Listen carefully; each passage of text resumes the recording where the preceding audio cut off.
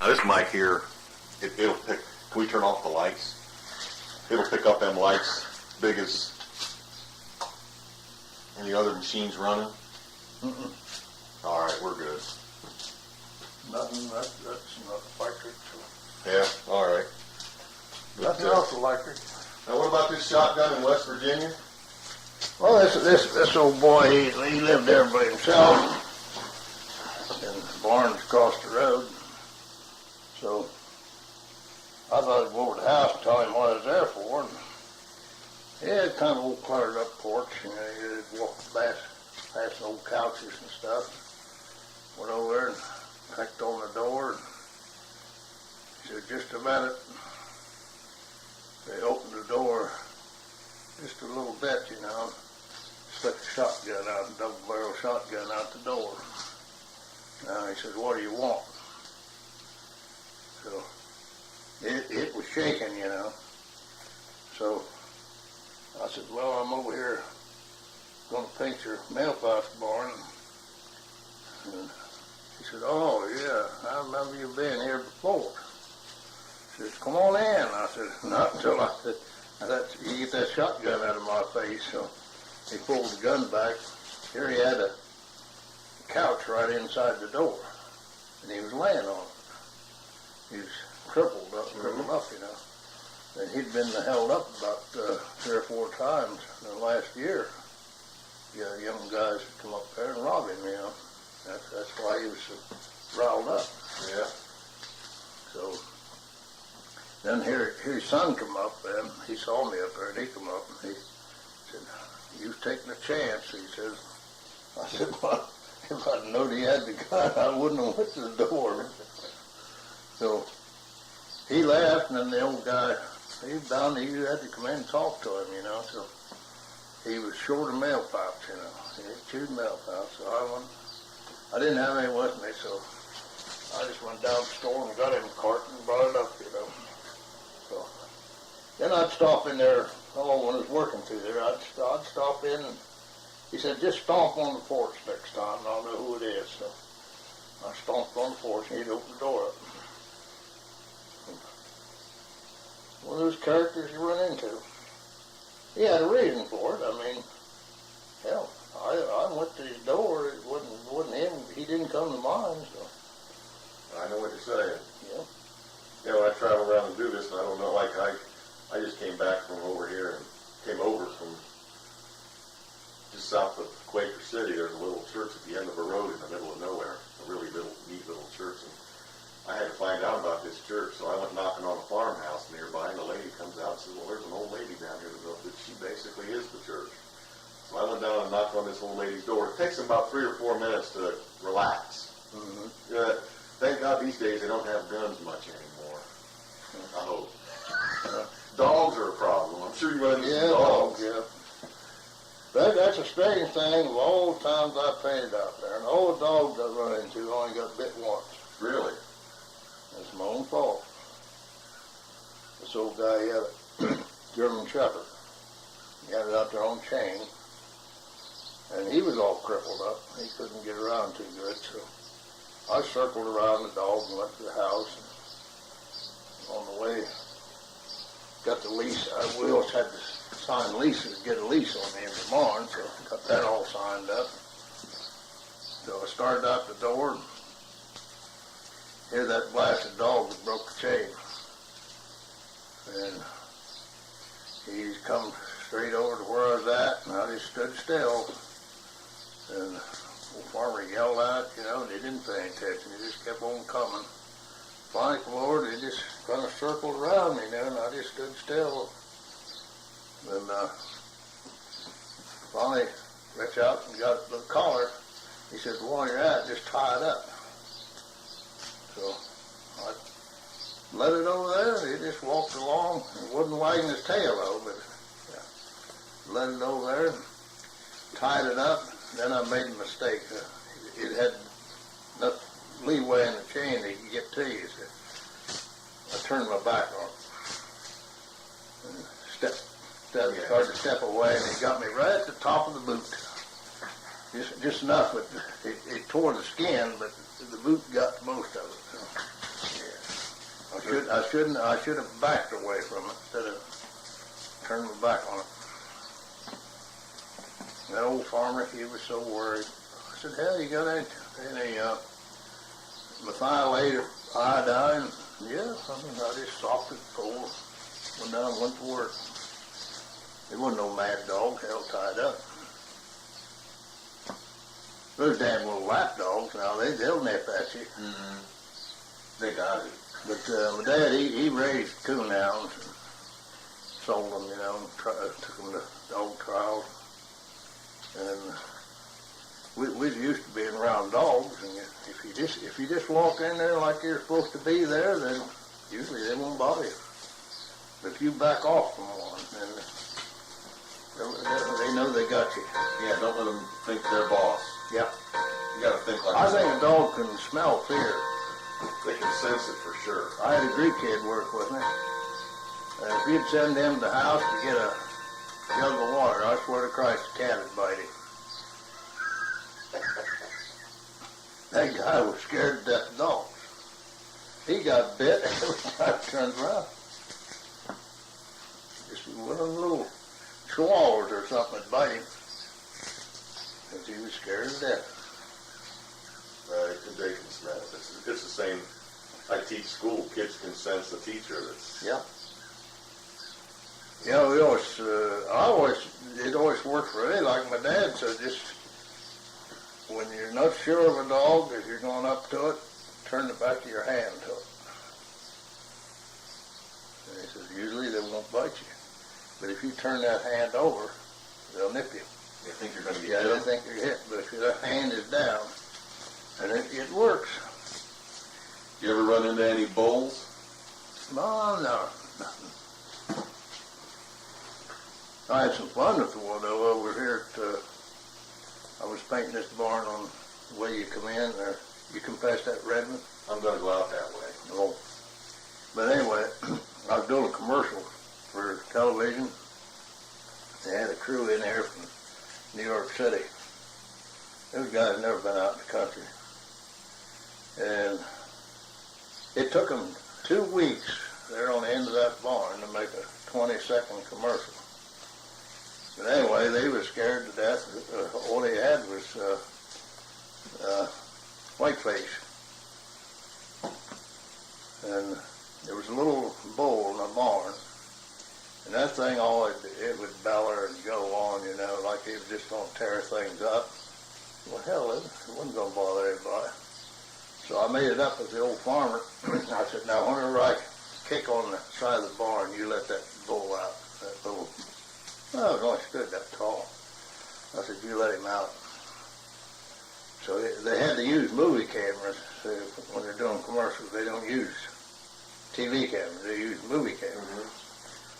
So they're standing there all hunkered over that camera, So I kicked on the bar, and the guy let that little white face out.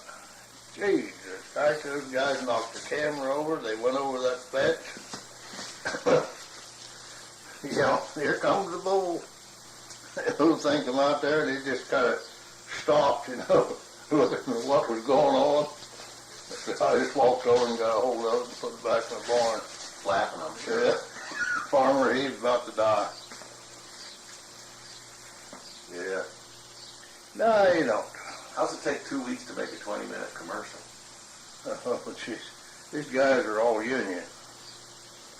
And they had a big camper there with them, They stayed in there through the day, like an office. Mm-hmm. Well, first they had a director, they had a cameraman, they had a sound man, makeup, and all that. Well, first the cameraman, he has to go down and set the camera up. The director tells him about where he wants it. Well, he walks clear down in the field and sets that up, sights it up. Then the film man, he has to put the film in it. He has to wait till this guy gets clear back up over the hill before he can start down with the film. He takes the film down, he puts that in. Then the director goes down. He decides the camera's not where he wants it. So they can't move the camera till they hadn't started to shoot yet. You know, so the film man has to go down, take the film out of the camera before they can move. They get their little union book out, you know. It took 3 hours to get the camera set up before it could do anything. I'm standing up there on the side of the barn with a brush and paint's drying in it.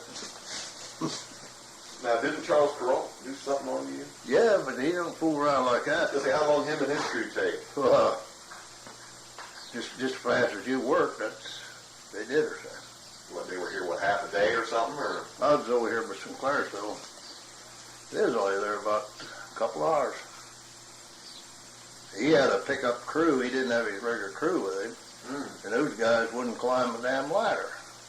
It was out of Pittsburgh. Regular TV crew. Yeah. Well, he's about to whip, it was a 40-foot ladder, and that was about the top, you know, to get up to where they could shoot straight across, and they wanted to shoot down on it. They wasn't about to take that heavy camera up that ladder. So old Geralt, he throwed his suit jacket off, and he grabbed that camera, and up he comes. Oh, really? Yeah. He said, you guys going to have to learn how to climb. Yeah, if you're going to be a cameraman for Carroll, you He better went go up to there just like he done it. Well, he probably had done it several times. He stuck his foot through that rung of that ladder and hooked the toe on the one below. come here. Just shooting away. Yeah, he's done the whole works. He knows America. He knew America better than about anybody. Oh, I'd yeah. say. That was my hero, the old Geralt. Me too. Actually, what I want to do, Harley, is I want to put some of these together with some pictures, and I got an idea. What do you think? Give me your opinion. Yeah. I got an old Ford truck, 1955. You probably had one. F-100. You know the old Robin Egg Blues? They used to all be Robin Egg Blue when they come off the line. Yeah.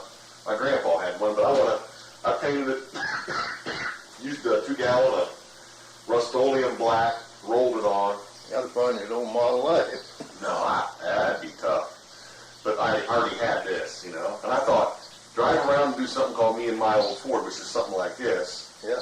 But I'm thinking, you know, by the time I do this, and put all this together, and it takes forever if you do everything by yourself, and I'm no expert on this part of it, but I'm thinking, put together 2 or 3 really good ones, and go to Fred Reichert, you know who I'm talking about?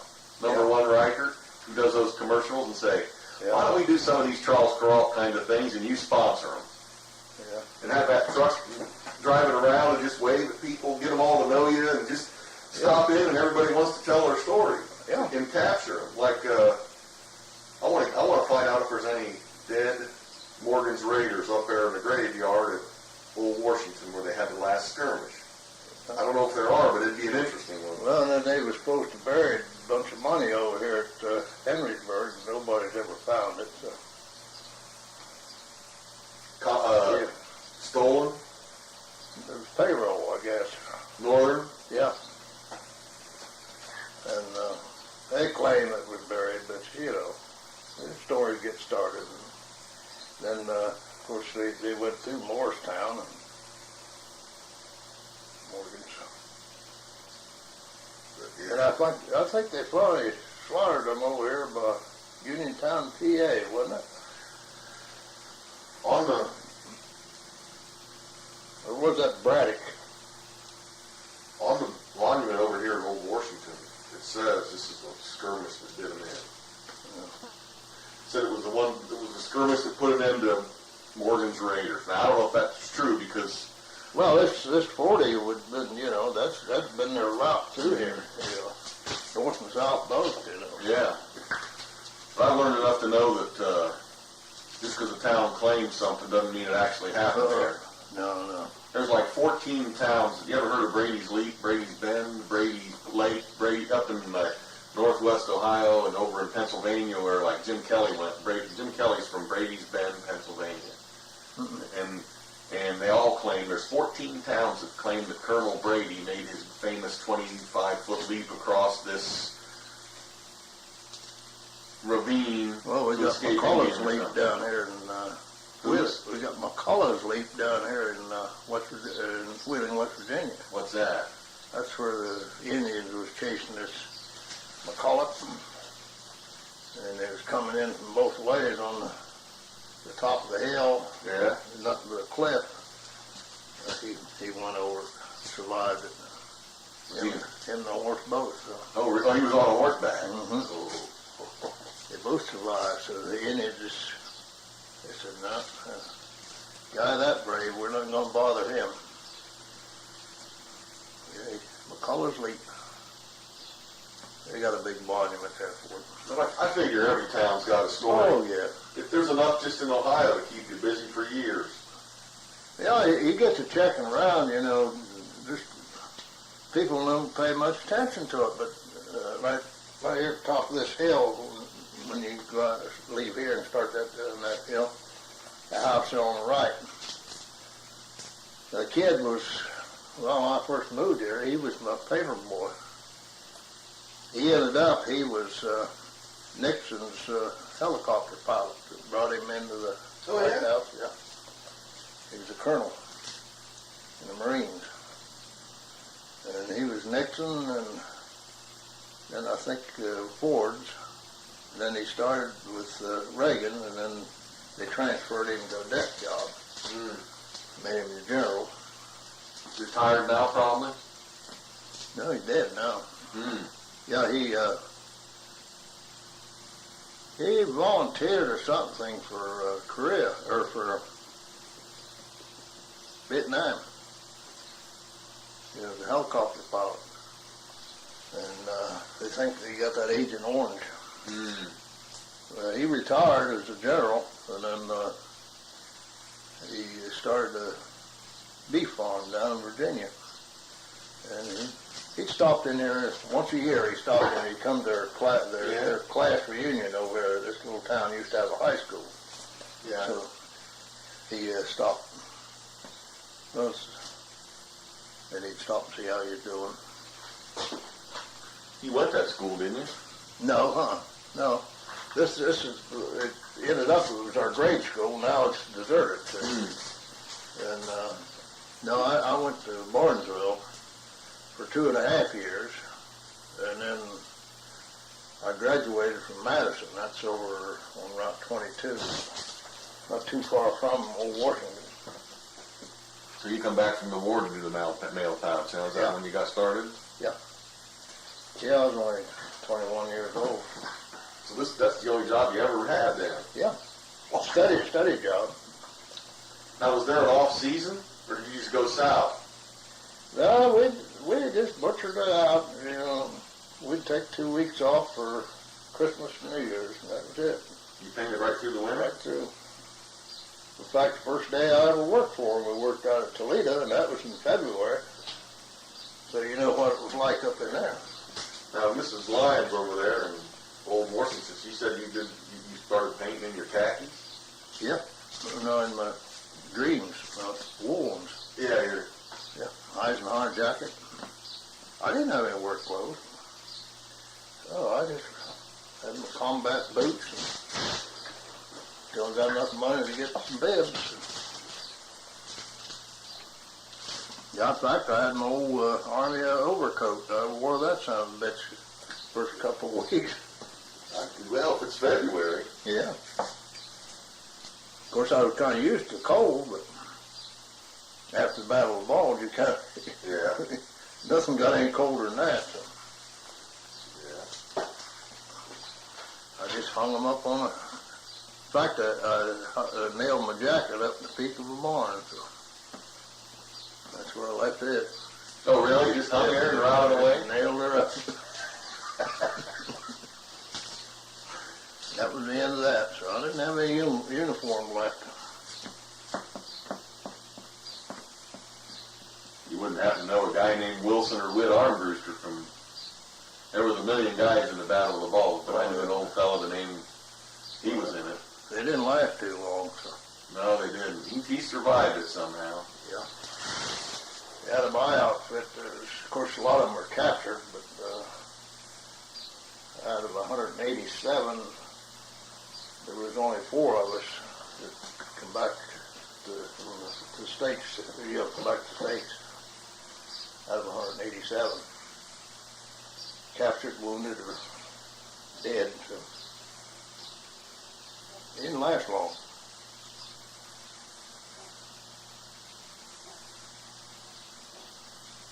Yeah, that's like everybody wants to know. Have you seen Private Ryan or whatever saving? I said, hell no. I didn't want to see it. We was part of it. Yeah, you lived it. Yeah. I lived that. I didn't want to see it. Normally the people that lived it don't want to talk about it. Mm-mm. No, but it does make me mad though anymore when I hear people has all these flashbacks like Korea and Vietnam. They've all got some kind of a malady or a flashback. Well, what the hell did we have that kept us from having it? It's what you didn't have. Yeah. Drugs. Well, we had plenty of drinks. Yeah, I'm sure you did, but yeah. Jesus Christ, some of them drinks we put together. We just take a little town like, say, like Belmont, just drive through and take the town, and then we had about a 4-man detail, drink detail. They went to all the houses, every place, got everything they could find, bottles or whatever. Then we took a 5-gallon gas can, cleaned them, poured them all together. That was our drinks. Yeah, you didn't put anything in it then, how to make it go down a little easier, like No, we just, if it was schnapps or vodka or whatever, we just Cognac. poured it all together. Take your old canteen cup, drink up. Ooh, you get some awful headaches. And every once in a while, you know, of course, out in Germany, you get some good beer once in a while. So. yeah, you get down in there and some of those Bavarian Yeah. little breweries in certain counties or towns. Mm-hmm. I heard about that. After the war was over, you know, of course, we had regular inns we opened up just to go get some booze, you know, or drinks. And you could get drunker than hell on 10 cents. So it cost you 2 cents for a big mug that high, you know. Real beer. Yeah. A big old steins with a lid, 2 cents. Yeah, 5 of Well, those. that coupon money anyway, you know. Yeah. Wasn't regular money, but it was issue. Didn't a pack of cigarettes go a long way then? For Oh, Christ. Hell, you'd get a Volkswagen for a carton of cigarettes. Yeah, that was your exchange was either Hershey bars or cigarettes. You know. They didn't want money. They wanted the cigarettes. money wasn't worth anything, was it? Yeah. Ooh. No, they didn't want that money. They couldn't buy anything. So they wanted the product, you know. Jesus Christ, they'd give you the equivalent of $100 for a goddamn chocolate bar out of your K rations. Cameras or pistols. Yeah. I'm sure those are readily available. Oh, yeah. But I'll tell you the truth, though, we got along better with the enemy, which was the German people, than we did any other nationality over there. Was that after they were already defeated, pretty much? No, just when you went through, they didn't want no part of it. Right. Well, they treated us better than the French. Jeez. The English didn't, of course. I don't blame them. With all these Yanks piled in over there, bunch of drunks. That's what it boiled right down to. Yeah. Either fighting or drinking. You don't fight very often compared to how much you drink. Yeah. And French, they'd steal, hell, if you'd go to sleep, they'd steal your shoes off your feet. Then we had to keep track of every tree we cut down or any building we destroyed or whatever, all the way through France. You had to keep a report of it, turn it in. Then after the war, we had to pay for that. Mm-hmm. Yeah. Didn't have to pay Germany. We had to pay France. Reparations. Yeah.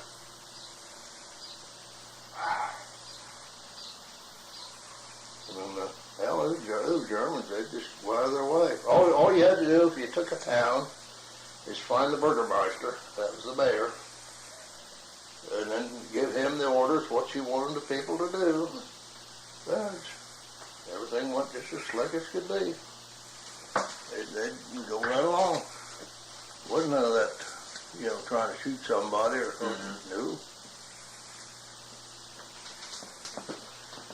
I walked around town, Harley. How many of